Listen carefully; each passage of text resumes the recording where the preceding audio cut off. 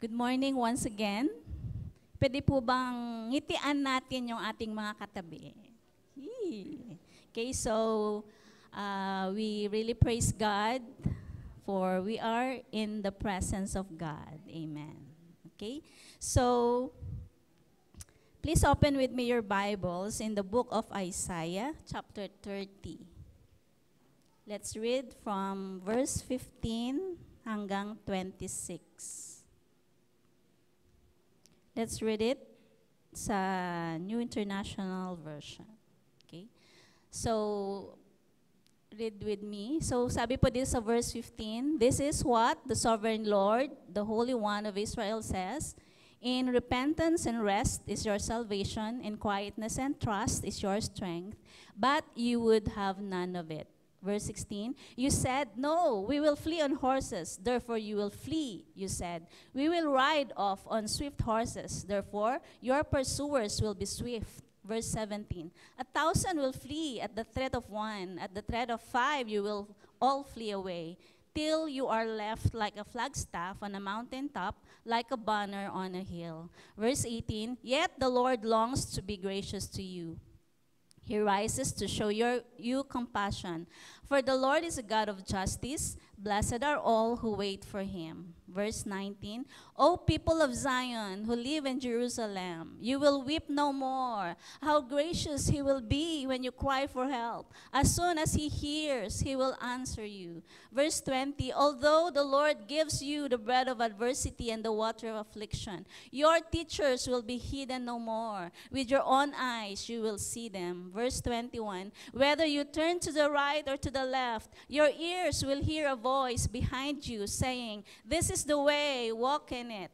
And verse 22, "Then you will defile your idols, overlaid with silver, and your images covered with gold. You will throw them away like a menstrual cloth, and say to them, 'Away with you.'" Verse 23, "He will also send you rain for the seed you sow in the ground, and the food that comes from the land will be rich and plentiful. In that day your cattle will graze in broad meadows." Verse 24, "The oxen and donkeys that work the soil will eat fodder and mush, spread out with fork and shovel. In the day of great slaughter, when the towers fall, streams of water will flow on every high mountain and every lofty hill." And verse 26, "The moon will shine like the sun, and the sunlight will be 7 times brighter, like the light of 7 full days, when the Lord binds up the bruises of his people and heals the wounds he inflicted." Okay, so let us pray. Father, we thank you for the reading of your word. We pray that let your Holy Spirit continue, Father God, to hover over us today as we study your word. And Lord, may you give us the spirit of understanding upang maintindihan po namin, Panginoon, the deep things of your word today. And let your name be glorified as we study your word. Father, we pray, this all we pray in Jesus' name. Amen. Amen. Okay, so ngayong year nga po ay na-receive po natin yung revelation from our senior pastor sa Hong Kong. Ayan nga po ay this year is effortless. Okay, so ngayong umaga ay aaralin po natin paano nga ba natin ma-experience yung buhay na effortless. Na kung titingnan naman po natin ay everyday, paggising natin sa umaga, ay may mga na-encounter na po tayong mga problema. Okay? So, dito po sa Isaiah 30, ang background po nito ay, ang Assyria po ay sinira ang Northern Kingdom. So, ang Israel po kasi ay meron pong 12 tribes. Nahati po sila sa Northern Kingdom ay 10 tribes at sa Southern Kingdom ay 2 tribe. Dito po sa Southern Kingdom ay kasama po dito ang Judah, wherein kasama po doon ang Jerusalem. Di ba naalala po natin in the first Sunday of the year na doon po sa Jerusalem ay nandun po ang temple. So ibig sabihin nandun ang presensya ng Panginoon. And in Jerusalem, napalibutan po siya ng river na nagbibigay ng joy sa Jerusalem. Okay?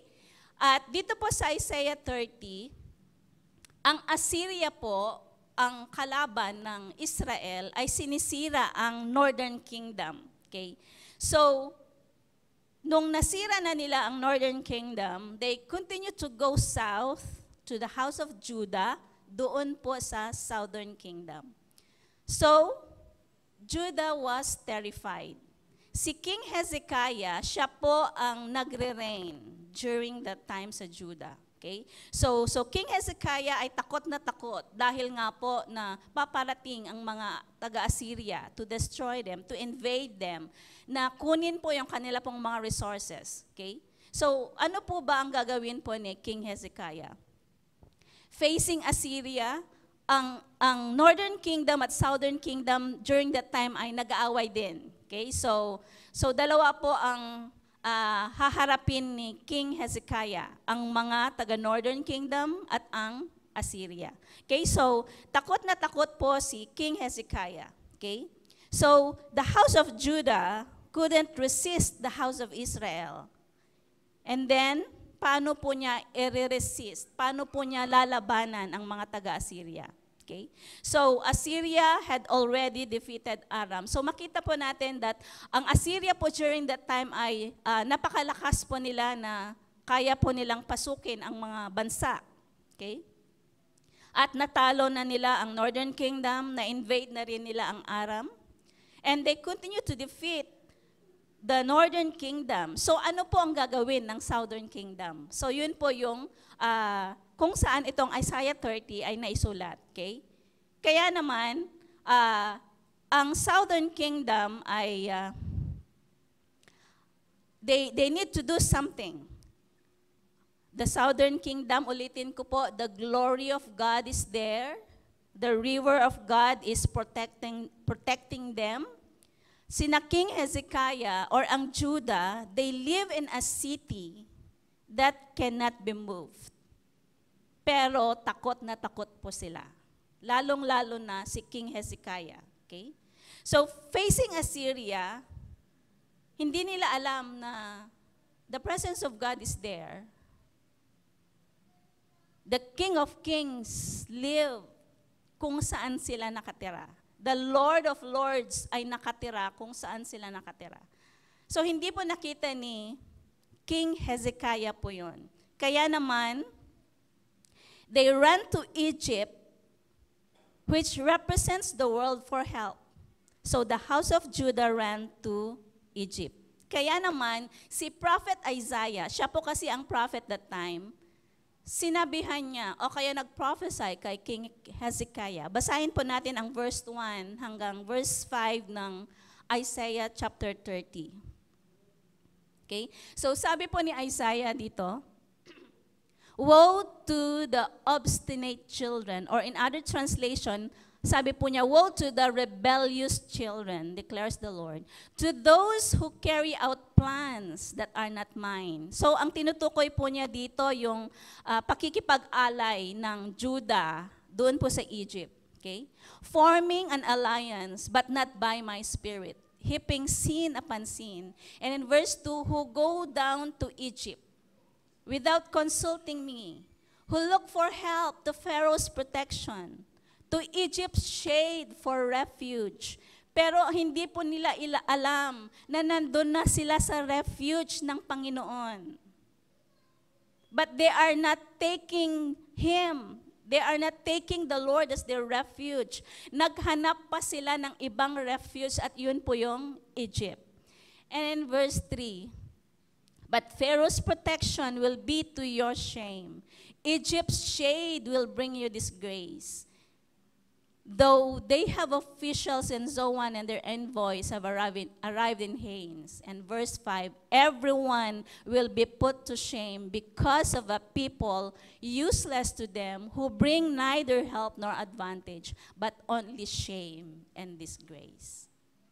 So ito po yung background ng Isaiah 30. Okay, so ang senaryo po ay nasa panganib ang Judah, ang bayan ng Panginoon, ang Jerusalem wherein the temple is there, wherein God dwells. Pero si King Hezekiah ay takot na takot at tumakbo siya papalabas sa refuge ng Panginoon at humingi siya ng tulong sa Egypt. Na ito po ay nagre-represent ng mundo sa panahon po natin ngayon. So, kaya naman sabi po ni King Hezekiah doon sa verse 1, "Woe to you, rebellious children! Hindi kayo nakikinig, matigas ang iyong ulo." Okay? So, ito po yung sitwasyon ng Judah. They are in trouble. Nag-isip si King Hezekiah kung anong mga dapat niyang gawin, anong solusyon. Okay? So, maybe this is our situation sa ngayon, na sa mga troubles, pagka nakaka-experience po tayo ng trial, ay talaga naman na nag-iisip na tayo, ano ba ang gagawin ko, ano ba ang solusyon. Okay?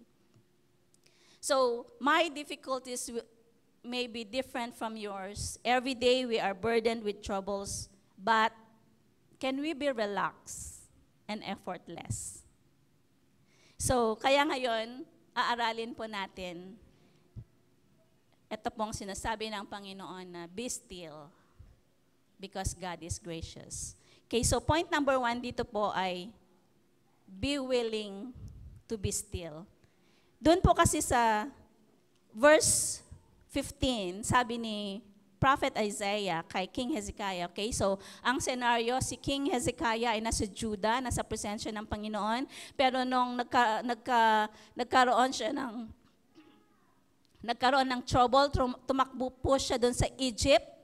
Kaya naman, pinadala ng Panginoon si Prophet Isaiah kay King Hezekiah, at sabi po niya doon sa verse 15, "This is what the sovereign Lord, the Holy One of Israel, says, in repentance and rest is your salvation.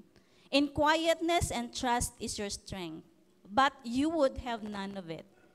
So, ibig sabihin, makikita po natin dito po sa verse 15 na si King Hezekiah ay nasa labas ng presensya ng Panginoon at nandun po sa Egypt.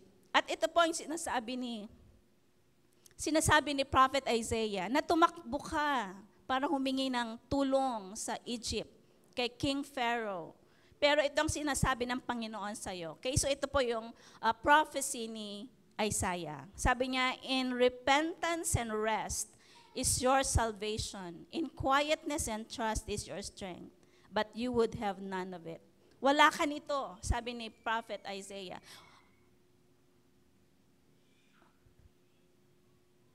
So, sabi niya, you need to come back, you need to return. Kaya nga sabi niya, in repentance. So, repentance, ibig sabihin ay return. Sabi niya, bumalik ka doon sa Jerusalem, doon sa presensya ng Panginoon. In repentance and rest in the presence of God. So, ito po yung sinasabi po ni Prophet Isaiah kay King Hezekiah. Because if you repent and rest in the presence of God, you will be saved. Because in repentance and rest is your salvation. And in quietness and trust is your strength. But, sabi po dyan, but you would have none of it. Wala ka nito. You are unwilling. You don't want to be still. So parang tayo ba, na kapag, yes, we know God. We know that He is God, He is gracious, that He is a miracle worker God. Pero kapag nasa gitna po tayo ng problema ay parang nakakalimutan po ba natin? Ako lang po ba naka-experience nun? Okay, so kagaya din po ni King Hezekiah, nakalimutan niya na God is with them. Na napapalibutan sila ng river na nagbibigay ng joy sa kanila. So they are unwilling. Kaya naman po, God is telling us today na nasa gitna man tayo ng problema ay we need to be still. We must be willing to be still. Pero kung minsan parang ang hirap. Pero we need to be still and have faith in our God because He knows our needs. God has a promise na ibibigay po sa atin yung atin pong pangangailangan. So, repentance means return or go back to God go back to the presence of God. Kung minsan, pagka may mga problema po tayo, ay the world has many offers na sa palagay natin ay tama. Na kapag ka alam nating tama ay talaga naman we run after it. Pero kung minsan ay talagang sinusunggaban natin, lalo na kung in between life and death, di ba? Pero we need to consider God. Ito po yung sinasabi niya na let us be willing to be still. In every decision na gagawin po natin is we need to consider God. Okay?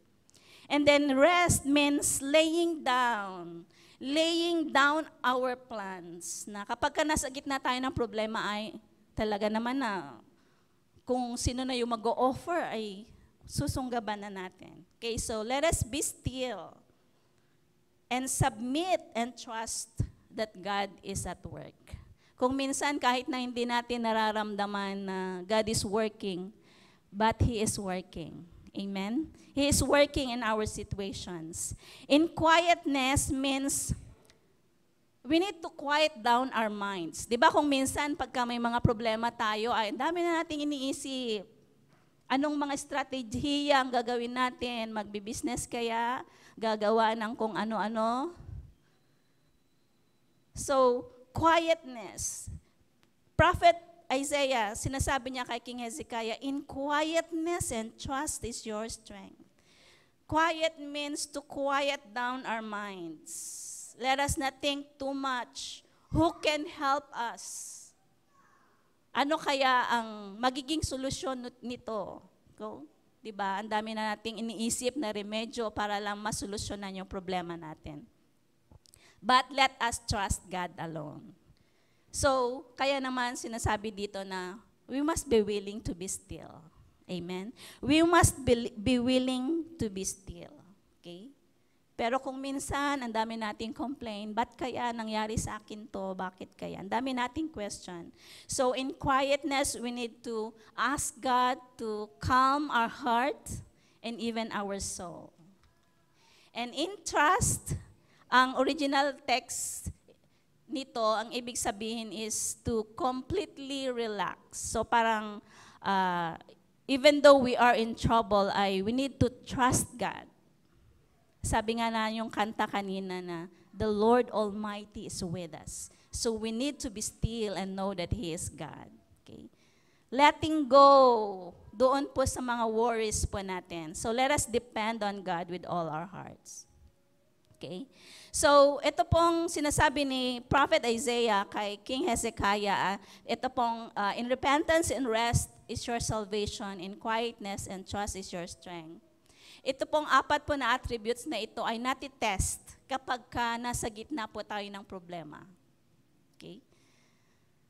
Pero, sabi nga ni Isaiah dito sa verse 15, but you would have none of it. Wala po ang Judah nito. Wala po kina King Hezekiah nito. Yung repentance, yung rest, even quietness and trust. Kaya naman, they are unwilling.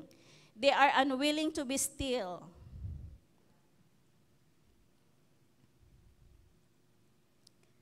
So, yun po yung point number 1 po natin. Let us be willing to be still.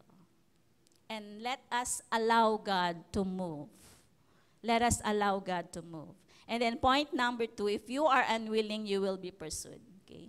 So, talaga naman na ang mga taga-Judah ay wala talaga nitong repentance, wala silang rest, quietness, and trust. Dahil sabi po dito sa verse 16, nung sinasabi po ni Prophet Isaiah, nung sinasabi po niya, in repentance and trust is your salvation, and in your quietness and trust is your strength. Pero ito po yung sagot nila, verse 16, you said, no, we will flee on horses. Matatakbuhan namin sila. Yung parang matatakbuhan mo yung problema. Therefore, you will flee, you said. We will ride off on swift horses. Therefore, your pursuers will be swift. Verse 17, 1,000 will flee at the tread of one. At the tread of 5, you will all flee away. Till you are left like a flagstaff on a mountain top, like a banner on a hill. So, ayaw po nila. Ayaw po nila, they are unwilling to do kung ano po yung sinasabi po ni Prophet Isaiah. Sabi pa nga nila doon sa verse 10, tingnan nga natin doon sa verse 10. So ito po yung sinasabi ng mga taga-Juda sa mga prophet, sa mga preachers, sa mga priests. They say to the seers, see no more visions, kahit na nakakakita kayo para sa amin, sabi niya. And to the prophets, give us no more visions of what is right. Tell us pleasant things, kung ano lang yung maganda. Prophesy illusions. O kaya ibig sabihin, huwag niyong sasabihin sa amin yung totoo. Prophesy deceit. So ito po yung sinasabi nila sa mga seers and even the prophets. See no more visions, parang sinasabi nila na, Isaiah, huwag ka na lang magsalita. Ayaw na naming marinig. So ibig sabihin, they are determined na tumakbo sa Egypt at humingi ng tulong. Parang ang sinasabi nila na, this is the best solution na makipag-alay sa Egypt. Disregarding doon po sa mga visions ng mga seers, doon po sa mga prophecies ng mga prophets. Sabi niya, ayaw na naming makarinig ng mga tamang vision. Tell us pleasant things, prophesy illusions. So, ibig sabihin, they are stiff-necked. Matigas po ang ulo nila. They are determined. Wala na silang pinapakinggan. Okay? So, parang sinasabi nila, Egypt lang ang makakatulong sa amin. Okay? Pero, sabi nga, dito sa verse 16, they didn't listen to the prophet and do what they want. Pero sabi ni Isaiah, 1,000 will flee at the tread of one, and at the tread of five you will all flee away. Wala ding mangyayari, hindi nyo matatakbuhan yung problema at hindi makakatulong ang Egypt. Diba? Nabasa po natin dun sa verse 1 hanggang 5 na hindi po makakatulong ang Egypt sa kanila. Okay? So, if we are unwilling, we will be chased or we will be pursued. Diba? So, habang tumatakbo tayo ay talaga naman na susundan at susundan talaga tayo. Kaya naman, whenever we face problems o kaya trials, let us return to God and let us ask Him to be with us. Sabi nga po doon sa Psalm 46:10, verse 11, that we need to be still and know that He is God. The Lord says, I will be exalted among the nations, I will be exalted in the earth. The Lord Almighty is with us, and the God of Jacob is our fortress. The God of Jacob is our fortress. Ang Panginoon lamang po ang may magagawa sa kung anumang sitwasyon meron po tayo. Amen? Ang Panginoon at wala na pong iba. Kaya naman, let us be willing to be still in the presence of God. Amen? And then third point, let us remain with God and wait for His grace. Doon po sa verse 18, sabi po dyan, yet the Lord longs to be gracious to you. Yet the Lord longs to be gracious to you. So nakita po natin yung attitude ng mga taga-Juda, lalong-lalo na si King Hezekiah, na ayaw nilang makinig. Okay? So parang sinet aside na nila ang Panginoon. Okay? But this is the word of the Lord sa mga taga-Juda, and this is also the word of the Lord to us. Yet the Lord longs to be gracious to you. Therefore, He will rise up to show you compassion. For the Lord is a God of justice. Blessed are all who wait for Him. Blessed are all who wait for Him. So God surely waits for us. Na kahit na matigas ang ulo ng mga taga-Juda, but still, the Lord waits for them. Sa panahon na sila po ay babalik sa Panginoon. Na kahit na sa panahon na namomroblema sila, ayaw nilang makinig sa Panginoon, ayaw nilang bumalik sa Panginoon. But How great is the love of God. Nasabi po din sa verse 18, yet the Lord longs to be gracious to you. Yet the Lord waits for Judah to come back to the Lord. And He will rise up to show His compassion. So makita po natin yung pagmamahal ng Panginoon sa atin, na sa panahon na kailangan natin siya. Parang ayaw pa nating lumapit sa Kanya. But still, the Lord waits for us. Sabihin nga natin sa ating katabi, the Lord waits for you. Yes, the Lord waits for us. The Lord waits for us. Verse 19, people of Zion, who live in Jerusalem, you will weep no more. Hindi nila alam na ang presensya ng Panginoon ay nasa kanila. Nasa kanila na. Ang Panginoon ay nasa kanila na. Sabi niya, people of Zion who live in Jerusalem, you will weep no more. How gracious He will be when you cry for help. As soon as He hears, He will answer you. So yun lang naman hinaantay ng Panginoon na tumawag tayo humingi tayo ng tulong sa Kanya. Because when He hears us, He will answer us. Amen? When He hears us, He will answer us. And verse 20, although the Lord gives you the bread of adversity and the water affliction, your teachers will be hidden no more. With your own eyes, you will see them. Whether you turn to the left or to the right, or to the left, your ears will hear a voice behind you saying, this is the way, walk in it. So kapag babalik po tayo sa Panginoon and let us take Him as a refuge, He will give us compassion because He is gracious. His grace is sufficient. His grace is sufficient. Kapag babalik po tayo sa Panginoon, we will receive abundance. Dito po sa verse 23, sabi niya, He will also send you rain. Kapag bumalik tayo sa Panginoon, we will receive abundance. He will send rain for the seed we sow in the ground, and the food that comes from the land will be rich and plentiful. In that day, your cattle will graze in broad meadows. And in verse 24, the oxen and donkeys that work the soil will eat fodder and mash. So makita po natin yung abundance kapag nasa Panginoon po tayo. Amen? Kung minsan kasi kapag may problema po tayo ay parang ang layo ng Panginoon. Pero hindi natin alam na nandyan lang pala siya. Kung minsan ang dami na nating iniisip, nakalayo na tayo, pero andito lang pala ang Panginoon. Nasa tabi lang pala natin. Okay?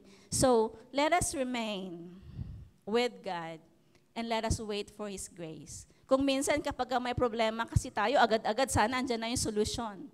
Hindi tayo marunong mag-wait. Hindi natin kaya yung maging still, to be calm in the presence of God. At antayin natin siya na mag-move. So parang sinasabi na, ang tagal mo naman, Lord, ang tagal mo naman sumagot. Ngayon na, bigay mo na yung sagot. Parang ganon kasi Kung pwede nga lang, hindi tayo makaantay, tayo na yung gagawa ng solusyon. So parang ganon po yung nangyari kina King Hezekiah. Okay, so for us to experience yung effortless na buhay ay, we need to be still. Because God is gracious. Amen. Okay. So how do we teach ourselves to be still? When there is God, we need not to be afraid. When we face difficulty, let us tell ourselves, God is with me. I shall not fear. God shall act, and He protects me. He will show grace, and He will move. So let us have faith. So if we have yung determined talaga tayo na gawin po ito, ma-experience po natin yung effortless po na buhay. Amen. Okay, so as I end, ko lang po i-share yung akin pong testimony. 2 weeks ago, I struggled with my finances. So, ito kasi yung area na parang ang hirap pagka nagka-problema. Okay, so kaya naman I panic because ang dami kong mga obligations na dapat na ma-meet. Okay. So like Hezekiah, I am full of fear and thought of making solutions with my own. Recently kasi ang daming tumatawag din sa akin na nag-o-offer ng trabaho. Okay, even abroad ay mga tumatawag sa akin. So, parang na-tempt ako na i-accept ko kaya itong mga offers na ito. Yung parang hindi naman aalis sa church, pero parang sideline, parang ganon. And then, doon naisip ko pa na mag-apply kaya din ako ng work sa labas. Para lang ma-meet yung problem po na ito, yung struggle. At nag-isip din ako na ano kayo yung meron ako na kailangan na pwedeng ibenta yung mga ganon. So, asking God, how can this year be effortless kung ganito po yung na-experience ko? So, I'm crying at hindi ko alam kung ano po yung dapat kong gawin. So, nag-lock ako ng room. So, doon lang ako sa room. Nag-iisip ng kung ano-ano. Ano ang dapat kong gawin, ano ang solusyon na dapat kong gawin. So, nakalayo na ako ng inisip. Ang dami ko nang naisip. I know God is gracious, but I can't be still. And then one day, I heard God's voice telling me that what I'm thinking as solutions to my problem is not right. So I repented, asked His forgiveness of my attitude towards my struggle. I rested in His presence. I know He will save me. I also asked Him to quiet down my mind and trust that He's in control of everything. After this, I am strengthened. I spoke to myself, God is with me, I shall not fear. God shall act, He will work, He will protect me. He will show grace, and He will move. So I need to have faith. Now, my heart and my soul are so calm because I know God is gracious. So yan lang po.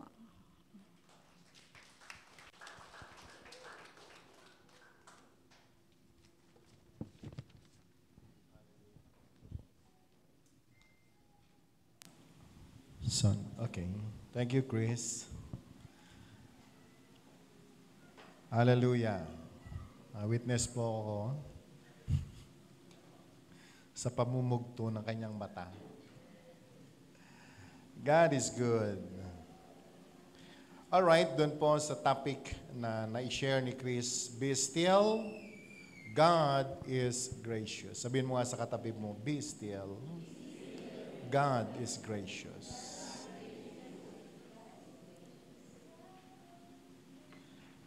Ipayapa daw po natin ang atin pong mga sarili dahil ang Panginoon ay mahabagin. Gusto ko lang balikan yung sinasabi po ng Bible, especially in the book of Isaiah chapter 30. Ang Israel, sa mga panahon po na ito, ay dineliver na sila o pinalaya na sila ng Panginoon. Okay? Hindi ko lang matandaan how many years ang nakalipas from the time of Moses hanggang sa time ni Hezekiah. Pero ang bayan po ng Israel ay nakaranas na ng miracles from the Lord. Marami ng mga miracles na ginawa ang Panginoon sa kanila. In-establish na sila ng Panginoon. Yet during the time of Hezekiah, nung sila po ay nakaranas na matinding pagsubok, as a nation, si Hezekiah po ay nawala sa kanya pong concentration. At dumating po yung point na siya ho ay babalik sa Egypt. Tatandaan po natin mga kapatid, ang Egypt is a place of abundance. According to the history ng Bible, ang Egypt ay napakayaman na bansa. Doon lumaki si Moses at ang mga taga-Israel, doon sila naging alipin. Lahat ng pagkain na masasarap even technology during their time ay very advanced sila. Pagdating sa panggera na gamit, very advanced.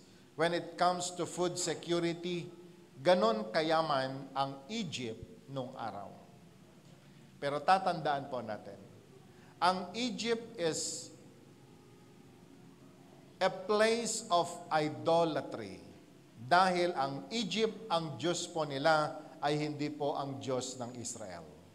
They worship idols, and they are all rebellious against God. Kaya nga po, ang Egypt, kahit pa sa napakayaman po niyang sitwasyon, wala sa kanila ang Panginoon.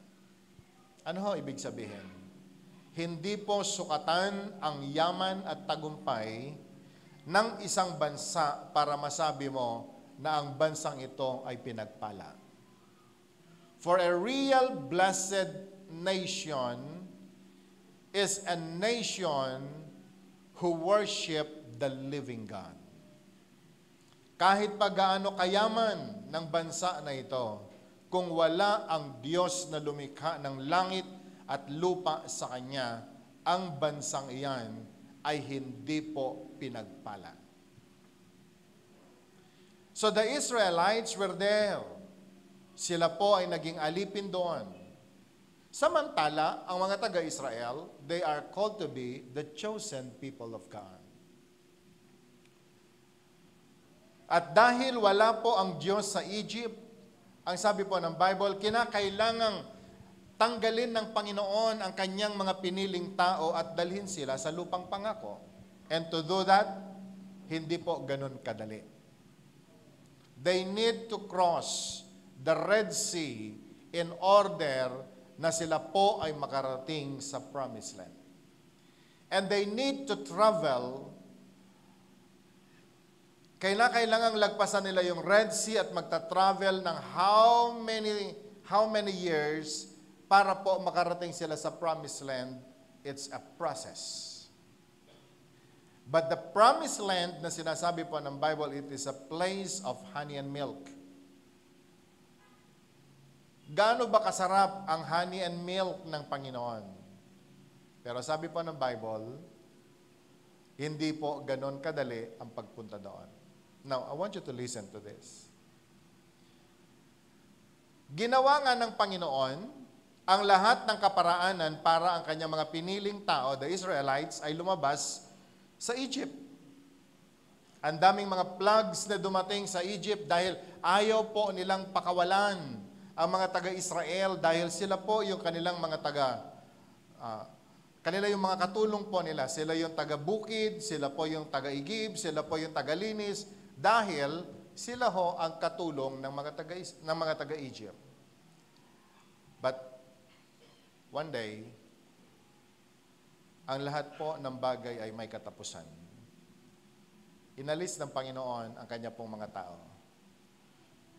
God made a miracle, hinati po niyang Red Sea, na maging yung mga humahabol sa kanila ng mga taga-Egypt, na dahil gusto po nilang ibalik ang mga taga-Israel sa Egypt para gawing alipin, silang lahat ay namatay, nagkandalunod, dahil ang ginawa ng Panginoon ng pagpalaya sa kanya pong mga tao ay wala pong pwedeng pumigil.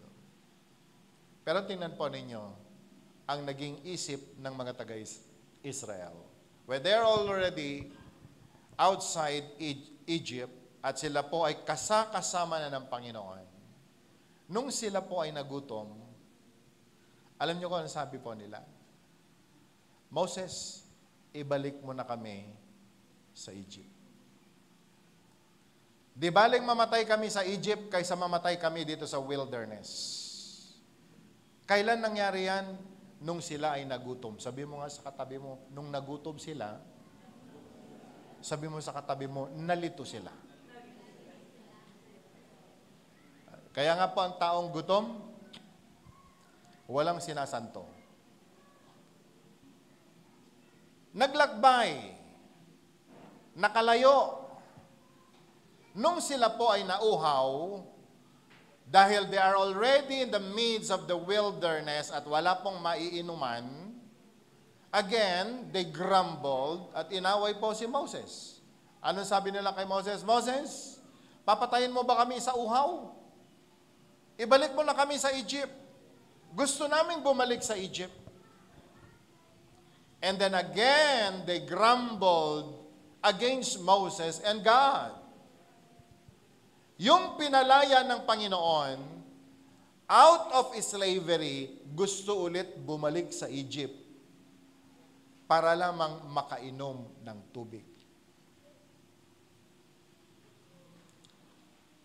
Nagsumbong ngayon si Moses, Lord, nung nagutom po sila, sabi ni Moses sa Panginoon, Lord, nagugutom itong mga patay gutom na niligtas mo. Alam mo, ginawa ng Panginoon, nagpaulan ng mana. Yung pagkain sa langit. No? Kung palalain natin ang istorya, nag-fasting yung mga angels para lamang pakainin, yun pong mga reklamador na mga taga-Israel. And they ate a miracle food in the wilderness. Never na natikman po nila yan sa Egypt.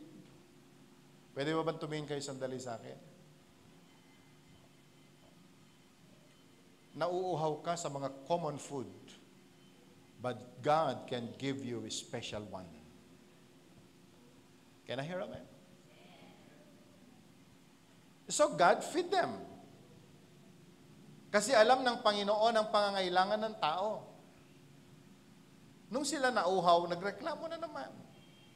Sabay-sabay. Imagine how many millions of people, matanda, bata, ay sumisigaw, ibalik mo na kami, Moses. Ibalik mo kami sa Egypt. Nauuhaw kami. Nagsumbong si Moses sa Lord, Lord, itong mga pinili mo, itong mga iniligtas mo, nauuhaw, ano gagawin ko sa kanila?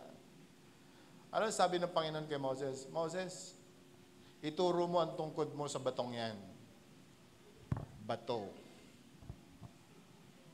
At paiinumin ko sila.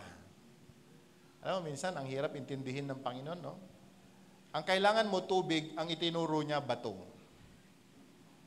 Pwede bang lingunin mo yung kasama mo? Tubig kailangan, bato itinuro. Tama ba? Di po ba mali? Ang kailangan ay tubig, pero bakit ganun sumagot ang Panginoon? Alam niyo, madalas sa buhay po natin, kapatid, meron kang ipinagpe-pray, pero yung answered prayer na gusto mo, hindi yun yung sagot ng Panginoon sa'yo. We always pray and we always expect for an answered prayer, yes. But the Lord, kapag siya po'y sumagot, minsan ang sabi niya, hindi. And then, meron kang supporting verse. Sabi mo, Panginoon, ask anything I want and you will give it. May supporting verse ka pa. But oftentimes, you don't receive the right answer. Sa galit po ni Moses, imbes na ituro po yung bato, hinampas siya yung bato. Alam niyo nakakatuwa, meron pong lumabas na tubig. At ang lahat ng mga taga-Israel, kasama na ang kanilang mga alagang hayop, uminom silang lahat. And they're all satisfied. But listen to this. They traveled for 40 years and 40 nights. For 40 years they traveled. Now, can you imagine kung ilang araw ang isang taon? 360, tama? Plus? Depende kung may 29 o may 30 yung buwan. Ha? Meron ba? Nagulo tuloy ako. And 40 years they traveled. Amen? Sabi nga po natin, 40 years. No Pilipino kuma, 40 years nga at the breakfast na, at the lunch na, and dinner na. Pagkatapos ganyan kareklamador ang mga taga-Israel na pakakainin mo. Gaano kaya kasakit sa damdamin ni Moses na 40 years niyang kasama ang mga taong ito? Pagkatapos maglalakad, Hindi alam kung saan pupunta. Ilang milyong katao nagrereklamo, Moses, mukhang mali yung ating dinadaanan. Huwag tayo sa kaliwa, sa kanan. At kapag napagod na, ang agad nilang sasabihin, ibalik mo na kami sa Egypt. Kapag nagutom, ibalik mo na kami sa Egypt. Pag nauhaw, ibalik mo na kami sa Egypt. Pag napagod, ibalik mo na kami sa Egypt. Because these people have experienced life in Egypt before. Pero nakalimutan po nila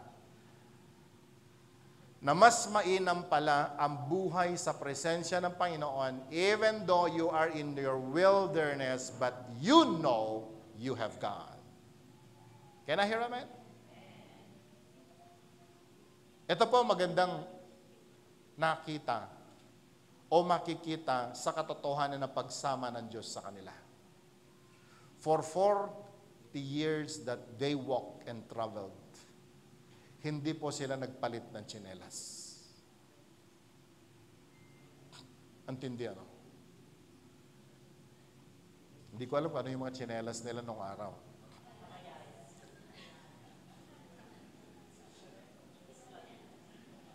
Di ba? Pagkatapos, pagdating po ng gabi, meron pong apoy na nagli-lead sa kanila. Pagdating ng araw, meron pong cloud na sumasama sa kanila. And they know the God of Israel is with them. But every time na meron po silang problema, meron silang nararamdaman, meron silang diskontento sa buhay, ang madalas po nilang sinasabi, balik mo na kami sa Egypt. No wonder si Hezekiah, nung siya po ay nagkaroon ng problema sa Israel, nung nagkaroon ng crisis, political crisis in Israel, nung araw, ang kanya pong inisip at agad ginawa ay ang bumalik sa kanya pong Egypt. And you know, today, brothers and sisters, I want to tell you, maging sa inyong lahat na nanonood online, a lot of people, they always cry and said to God, Lord, I am yours. And I have 10,000 reasons to worship and thank you, God. Pero ang nakakalungkot, pag nagutom yan, babalik sa kanyang Egypt.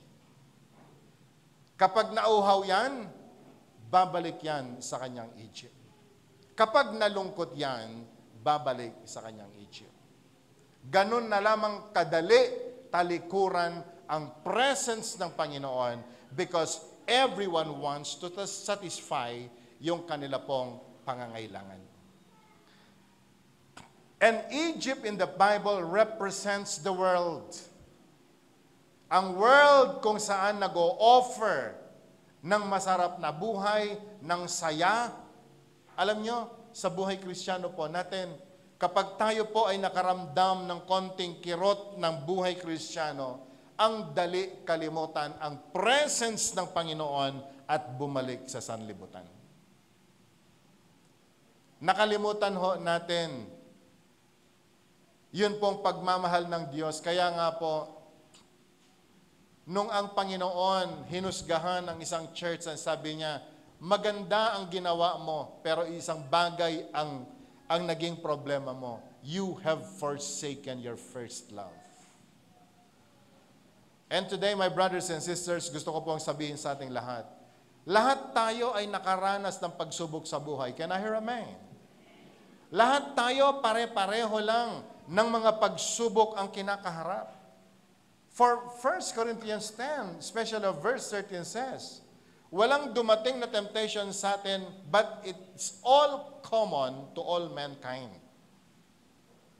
Ang malungkot lang, ang nakakalungkot po sa lahat, yung madali lamang kalimutan ng mga tao, ang Diyos na lumikha ng langit at lupa, yung kanilang tagapagligtas, at bumalik sa sanlibutan just to satisfy ang kanila pong mga sarili.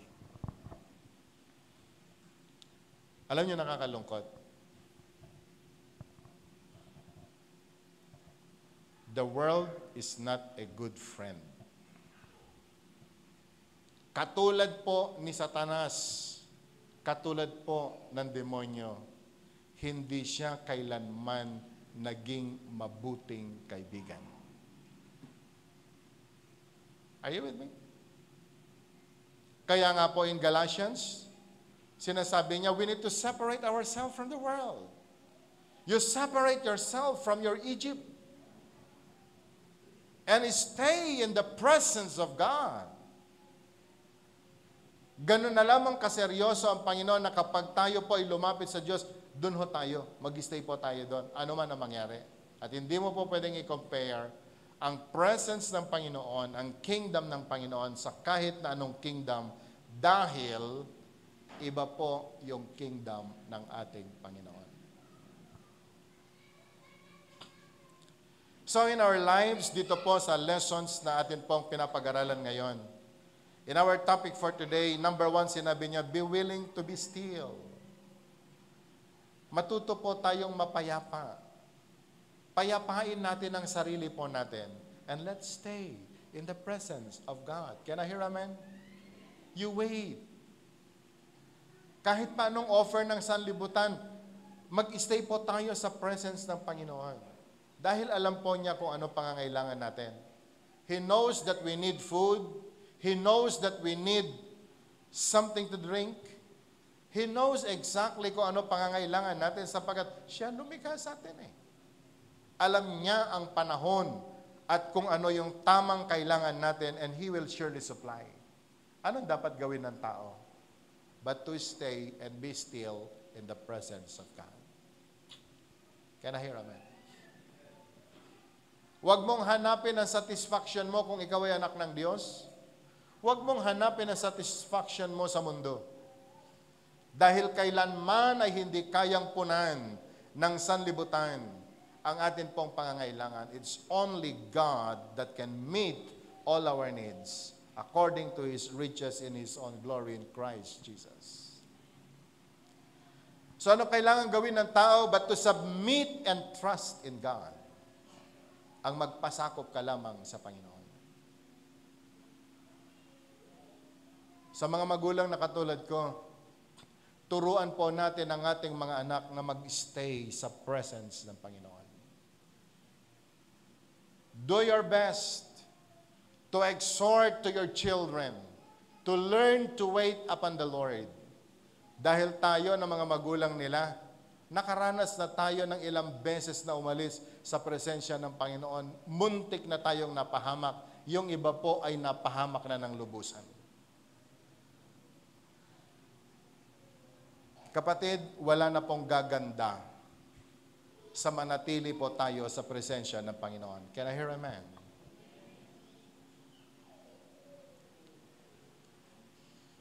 Sa verse 16 to 17, ano po sabi ng Bible? You said, no, we will flee on horses. Anong sagot ng Panginoon? Therefore, you will flee. You said, we will ride off on swift horses. Therefore, your pursuers will be swift.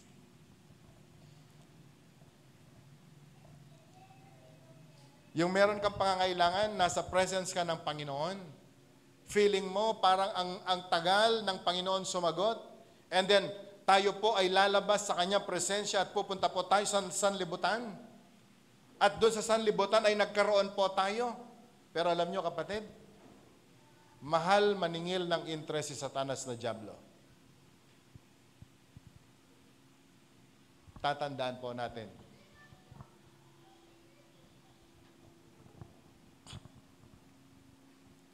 Listen to this. God is the creator of heaven and earth and everything therein. Do you believe this? Can I hear amen?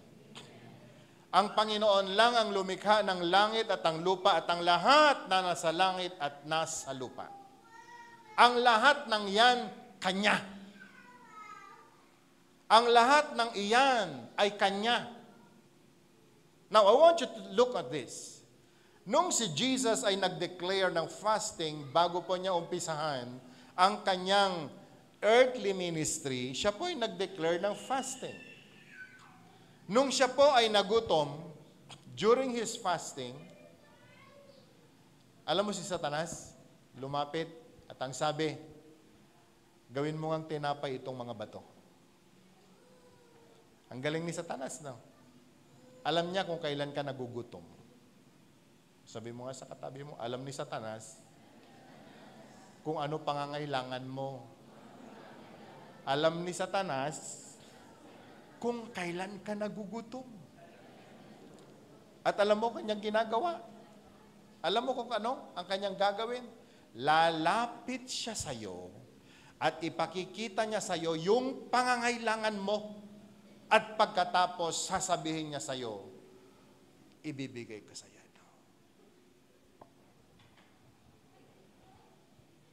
Akala yata niya, maisahan niya si Jesus. Ano sabi ni Jesus sa kanya? Man does not live with bread alone, but to every word that proceeds out from the mouth of God.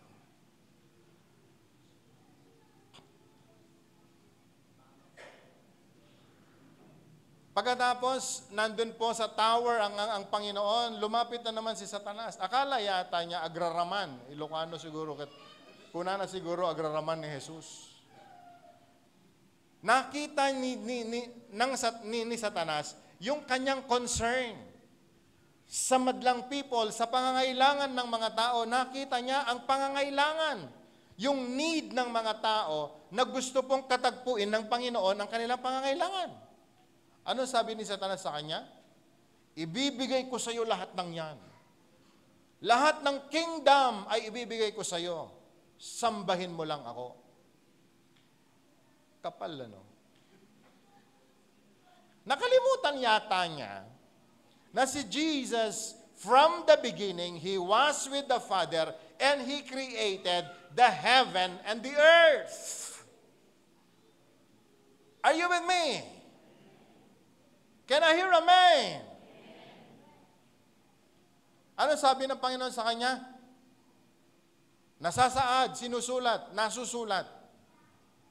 Ang Panginoon lang ang dapat mong sambahin at wala nang iba. O, di naisahan na naman siya. Ganyan ho tayo. Alam ng Panginoon kung ano yung weakness mo. At sa mga panahon na nandun ka, at nakikita niya yung pangangailangan mo, lalapit siya, sasabihin niya sa iyo, iyan bang kailangan mo? Atat na atat ka na bang mag-boyfriend? Sige, bibigay ko sa yan. Tall, dark, and never mind. Pumasa sa taste. Yan ang gusto ko. Pero nakalimutan mo, yung ibibigay pala na partner mo, yun ang magiging kalbaryo mo sa buhay. Dahil ang tingin mo, yung gwapo, pwedeng isaing. Gwapo, ngem sadut, no itawit tehenan, malteg yun ala mo. And you know, a lot of Christians today, they suffer. In their marriage relationship, it is because they decided to go back on Egypt at hindi po sila naghintay sa perfect will ng Panginoon. Are you with me? Sa tuag tawag ka ni Pastor, Pastor, di jay asawak na bartik maning. Inaramid na nga panchimbag. Ipag-pray mo man, Pastor.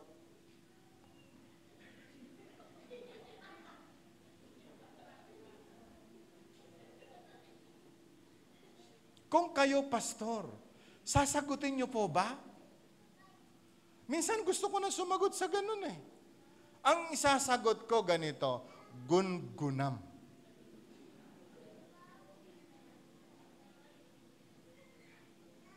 Ladies, I'm warning you.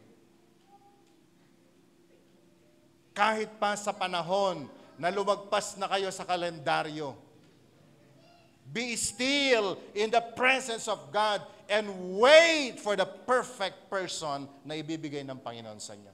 Huwag kayong malungkot. Meron kayong mga halimbawa.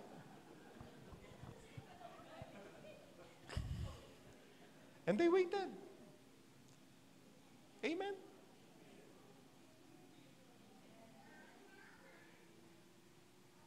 Ngayon, ang dami ng mga dating Kristiyano na baptize, yung iba song leaders sa church, yung iba mga musicians sa church, na nasa na sila ngayon?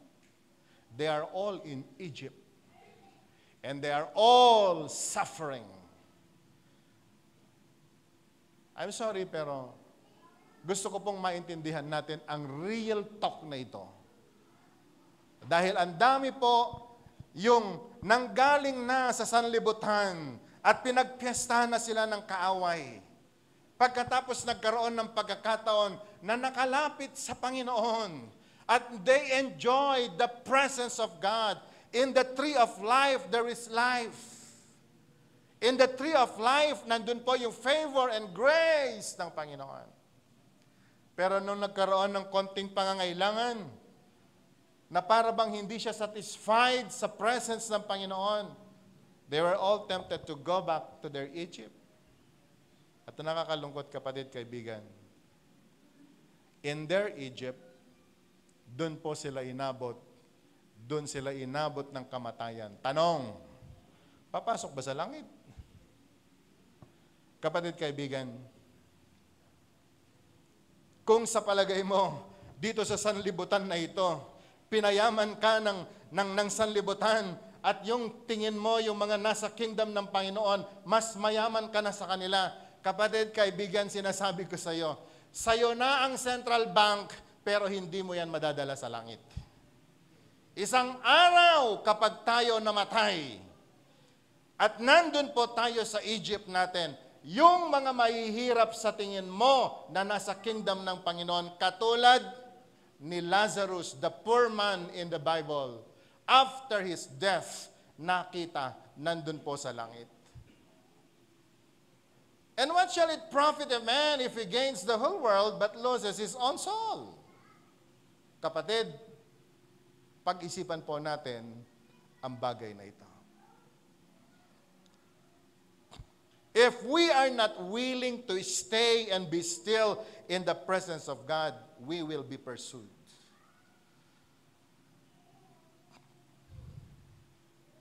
In verse 18 to 26, nabanggit po sa atin ni Chris kanina, remain with God and wait for His grace. Remain with God and wait for His grace. Maalala ko po si Lazarus. Napakahirap ng kanyang buhay. Hindi nakakatuwa sapagat siya ho ay nakahiga sa gate ng napakayaman na tao. Walang makain. Ang sabi niya dun sa mayaman, pwede ba akong kumain ng mga mumog, yun pong mga spare na pagkain mo? Pero ipinagkait sa kanya ng mayaman, mas magandang ipakain niya pa sa kanyang mga aso. Yun pong pagkain kaysa ipakain kay Lazarus. Napakaganda ng kanyang damit. Napakarangya, napakayaman. Sa tingin niya ay wala na yatang katapusan. Pero naman, meron nangyari. Isang araw namatay si Lazarus. And immediately, siya po ay dinala ng anghel sa langit. Ilang panahon lang yung napakayaman ay namatay. At ang sabi po ng Bible, immediately, dinala po siya sa impyerno. At sa impyerno na kanyang kinalalagyan, tumingala siya at nakita si Lazarus enjoying the very presence of God. Dahil nag-practice na siya nung nasa sanlibutan to be still and waiting upon the Lord, and he enjoyed the presence of God. Pero wala siyang karangyaan. Walang makain. Pero alam mo, nung namatay itong lalaking ito, hindi po niya nadala ang kanyang kayamanan. Now listen to this. Nakita niya si Lazarus nandun kasama ng Panginoon. At ang pakiusap po ng lalaking mayaman na namatay, sabi niya, Father Abraham, pwede bang utusan mo si Lazarus? Isawsaw ang kanyang daliri sa tubig at ilagay sa aking dila sapagat ako'y nahihirapan sa sobrang init dito sa impyerno. Sumagot. Si Abraham ang sabi, hindi po pwedeng pumunta si Lazarus dyan. Dahil merong napakalaking gulf, distance from here to there.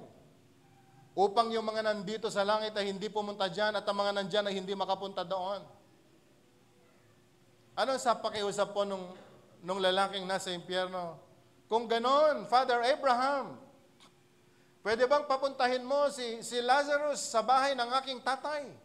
Dahil meron pa akong 5 kapatid. They are enjoying their Egypt. They're enjoying the world.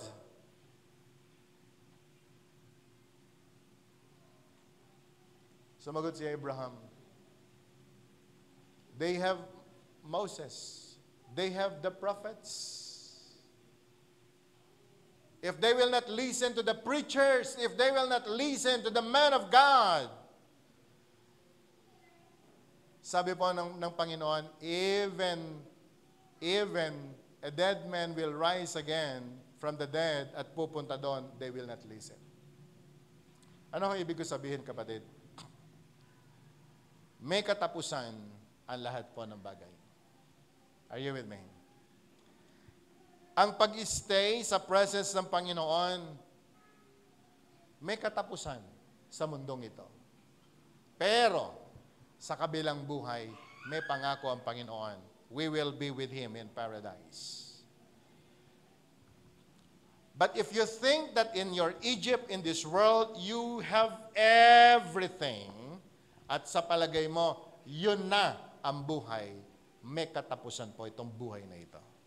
And we will all die. At isang araw, malalaman mo ang hirap ng hindi nanatili sa presensya ng Panginoon. Can I hear amen? Can I hear amen? Kaya nga po yung recommendation, last point of our topic, remain with God and wait for His grace.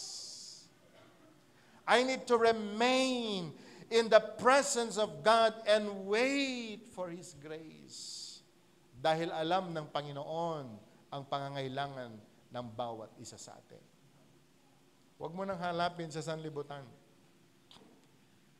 Dahil si Satanas, sa totoo lang, kapatid kaibigan, maliwanag pa sa sikat ng araw, hindi siya naging mabuting kaibigan.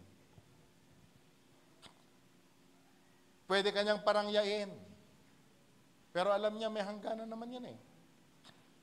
Pero sa presence ng Lord, kahit gaano kahirap, kahit gaano kasalimuot ang sitwasyon ko sa mga panahon na ito, I know my God is always with me and my God will supply all my needs. At alam ko, ang pag-stay, ang pag-remain sa presence po ng Panginoon, hindi po mawawalan ng kabuluhan. Whatever circumstances na kinalalagyan po natin ngayon, kapatid, know that your God is faithful.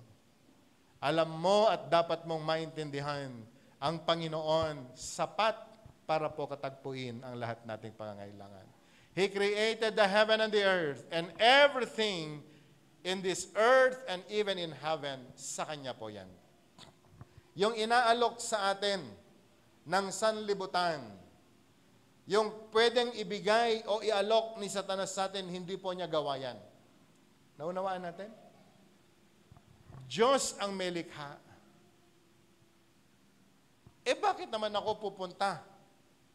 Manghihingi sa Kanya na samantalang wala naman siya nilikha, wala naman siyang ginawa. Dito na lamang ako.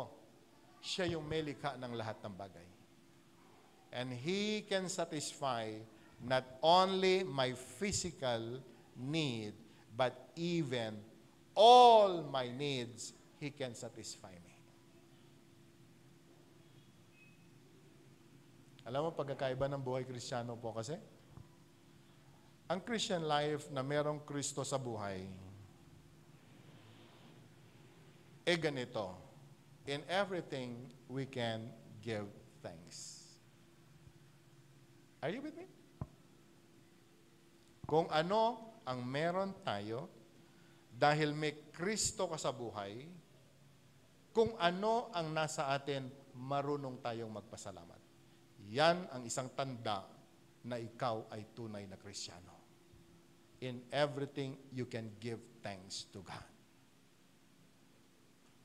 Pero kapag ang isang tao, walang satisfaction sa buhay, na kahit ano pa ang nasa kanya, wala siyang satisfaction, yan ang isang patotoo na itong taong ito wala sa gitna ng kalooban ng Diyos. Maliwanag po ba? Can I hear amen? Can I hear amen? Bigyan kita magandang halimbawa. Isang tunay na Kristiyano, binigyan ng asawa, nagpasalamat sa Panginoon. Alam niya, Diyos ang nagbigay sa kanya. Yung hindi po tunay na Kristiyano, hindi pinalitan ng asawa, dinagdagan lang ang kanyang asawa. Dahil hindi siya marunong magpasalamat kung anuman ang ibinigay ng Diyos sa kanya. Naintindihan po ba natin? Ang tunay na Kristiyano, sapat na kung ano ang ibinigay ng Panginoon sa kanya. Because we know God gave us everything that we need. And we need to be thankful to God of what we have. Do you believe this? Ang tanda ng mga walang Kristo sa buhay, binigyan na sila pero gusto nilang kunin yung nasa iba pa. And they become covetous. Kapatid, kaibigan, sa araw po nito, if you remain with God and wait for His grace, if you remain with God and wait for His grace, doon mo masasabi yung sinabi ni David sa Psalms 23, "The Lord is my shepherd, I have everything."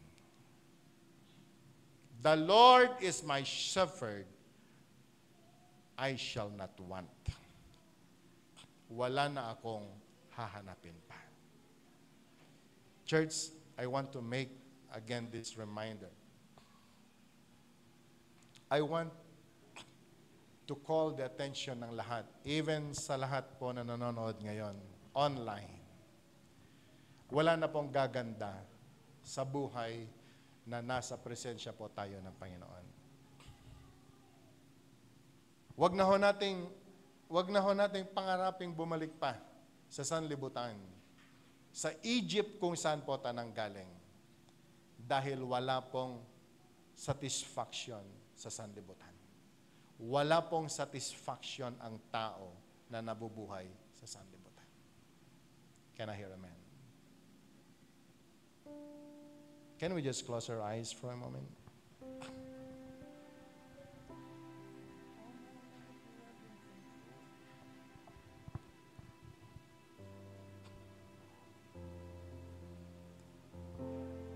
As we close our eyes today, before we pray, marahil nasa sitwasyon po tayo na we are in need of something, or many things. We've been praying for something, pero marahil we failed to receive it. That in this life, nandun po yung temptation na gusto po nating hanapin outside the presence of God. But church, I want you to listen very carefully. Hindi maigsi ang kamay ng Panginoon para hindi katagpuin ang pangangailangan mo. Hindi bingi ang Panginoon na hindi kanya narinig. But maybe God is dealing something. Now that you are in the presence of God, be still in His presence. Know that our God is faithful. He knows exactly how you feel. He knows exactly what you need. Just stay in His presence. Wait upon the Lord. For God's timing is always perfect timing. May mga panalangin po tayo, minsan hindi po niya naibibigay. Dahil alam niya, it is not good for us. But know that every good and perfect gift comes from above, comes from the Lord. And that is for your own good. God is faithful. Today, just stay in the presence of the Lord. And whatever you have, you start to thank God for that. You start to thank God for that.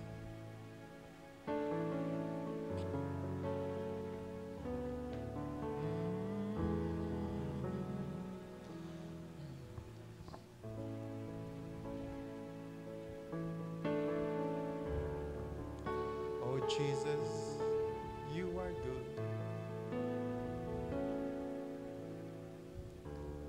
And all my life you have been faithful. And all my life you have been so good. With every breath that I am able, I will sing of the goodness of God. All my life, and all my life you have been faithful. All my life you have been so good. With every breath that I am able, and I will sing of the goodness of God. Can we sing it again? Think about His goodness in your life. And all my life you have been faithful. And all my life you have been so good. With every breath that I am able, I will sing of the goodness of God. Before we sing this song, as you close your eyes, dumating yung point in your life, you are so troubled. You do not know where to go. You prayed to God and He answered you. Nagkaroon ka ng matinding pangangailangan when you're sick, na halos katapusan na ng buhay. And you called upon the Lord and He answered and He gave you healing. You are in so much trouble. And you ask God, Lord, give me peace. And God gave you peace. Church, God is so faithful. That even the times na nung ikaw ay very lonely, walang nakakaunawa sa iyo, walang nakakarinig sa iyo. Pero lahat ng patak ng luha mo ay narinig ng Panginoon. And He came to rescue you. Because God, He knows everything. He knows your pain. Alam niya ang lahat na kabigatan na meron tayo. Many times, pinatunayan na ng Panginoon ang kanyang pagka-Diyos sa iyo.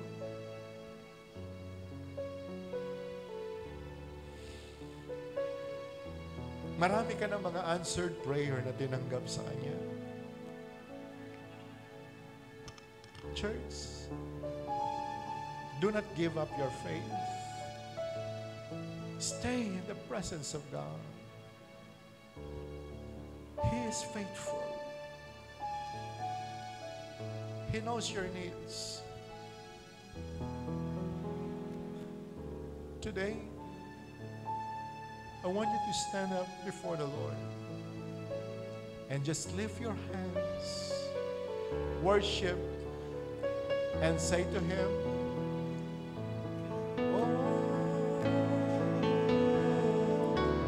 and all my life you have been faithful.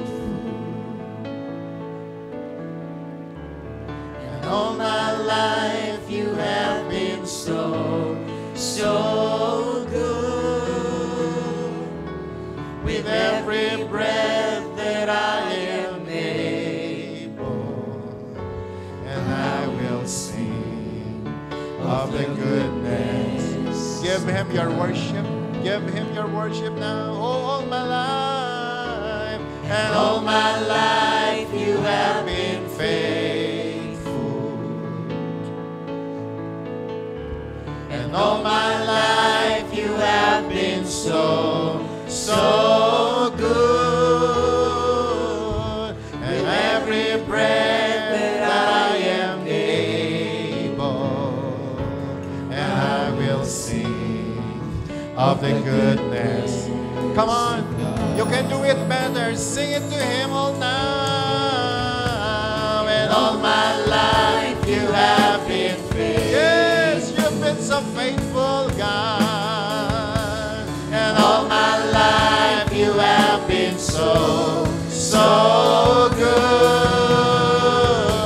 With every breath that I am able, I will sing of your goodness, oh God. Come on, lift your voice and sing it again.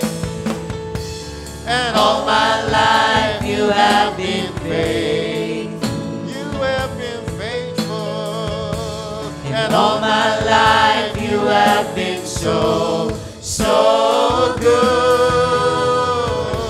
With every breath that I am able, I will sing. Come on, sing it. Of the goodness. That's the goodness of God. Sing it. Hallelujah. Oh, and all my life you have been faithful. All my life. And all my life you have been so, so good. With every breath that I am able, and I will sing. Woo, hallelujah. Sing it to Him for the very last time now. And all my life you have been faithful. All my life.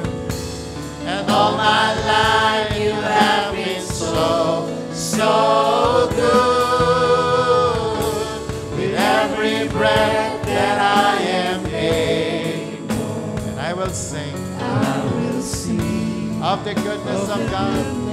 Oh, and I will sing, and I will sing of the goodness of God. And I will sing, and I will sing of the goodness of God.